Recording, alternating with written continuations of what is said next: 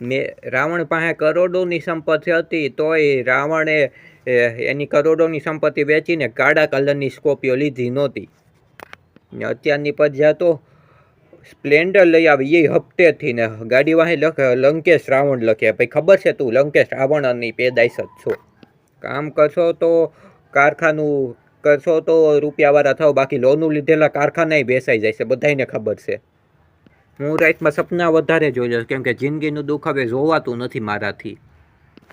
જો બાળકો તમે વિડીયો બનાવવાની કોશિશ કરતા હોવ ને તમારે વિડીયો બનાવવાનું મન ન થતું હોય ને તમારી અંદર કોન્ફિડન્સ ન હોય તો હું શું કરું?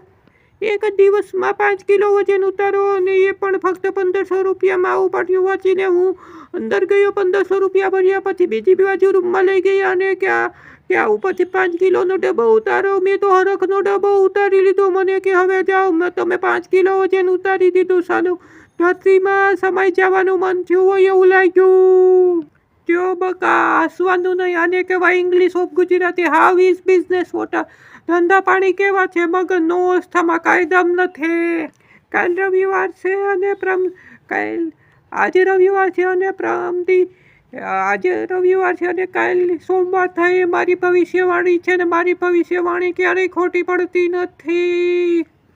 3 વસ્તુ જે તમારે ભવિષ્યમાં ક્યારેય નથી ખાવાની. 3 વસ્તુ જે ભવિષ્યમાં તમારે ક્યારેય ખાવી ન જોઈએ, શરીરને બહુ નુકસાન થાય. પહેલી વસ્તુ છે પથ્થર. પથ્થર તમારે ખાવા ન જોઈએ, જેનાથી તમારા શરીરને નુકસાન થઈ શકે છે. પથ્થર ખાવાથી પણ ખાવાથી શરીરમાં પથરી થઈ શકે છે. બીજી વસ્તુ એ છે કે તમારે ટેબલ નથી ખાવાનું. ટેબલ સાઇઝમાં બહુ મોટું હોય અને ટેબલ તમારે પચવામાં બહુ પ્રોબ્લેમ થાય, એનાથી તમારે શરીરમાં નુકસાન થઈ શકે છે. એટલે તમારે ટેબલ કેવી વસ્તુ ન ખાવી જોઈએ. એક સમય હતો જે મારી પાસે રૂપિયા નહોતા, અને હજી જ સમય ચાલી રહ્યો છે. આજે મેં બેઠા બેઠા વિચાર્યું કે ઊભા પણ વિચારી શકાય છે. દોસ્તો, તમારી પાસે ઘૂમવા માટે રૂપિયા નથી તો હરી ફરીને મજા કરો. જો તમને મારો વિડીયો સારો લાગ્યો તો મારા ચેનલને લાઈક કરો અને સબસ્ક્રાઈબ કરો. એવું જરૂરી નથી કે કીડો ખાલી દાંતમાં જ હોય. કીડો તમારી ગાલની ચામડીમાં પણ હોઈ શકે છે. હેલો ગાઈઝ, મારા ચેનલને લાઈક કરો અને સબસ્ક્રાઈબ કરો. જો તમને મારો વિડીયો સારો લાગ્યો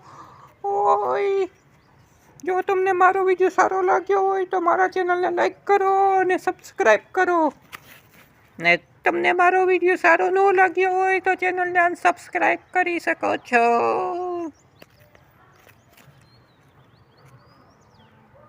હેલો ગાઈઝ, મારું નામ છે હર્ષિલ કોટડિયા.